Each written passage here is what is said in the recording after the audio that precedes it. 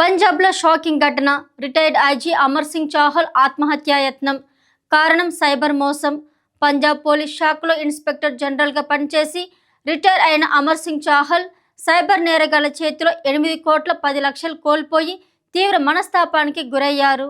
Wealth advisors పేరుతో వచ్చిన WhatsApp, Telegram మెసేజ్లను నమ్మిన ఆయన ఎస్సీబీఐ గుర్తింపు ఉందంటూ మోసగాలు చెప్పడంతో పెట్టుబడులు పెట్టారు. లాభాల ఆశలో తన డబ్బుతో పాటు బంధువులు, స్నేహితుల నుంచి అప్పులు తీసుకొని మరీ ట్రాన్స్ఫర్ చేశారు.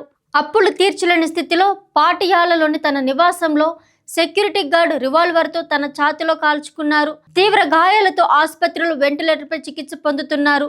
ఈ ఘటనకు ముందు రాసిన 12 పేజీల సూసైడ్ లేఖ పోలీసులకు కీలక ఆధారంగా మారింది. నా చావుకి సైబర్ థగ్స్ కారణమంటూ పీఎం మోదీకి అమిత్ షా, పంజాబ్ డీజీపీకి లేఖ రాసినట్లు సమాచారం.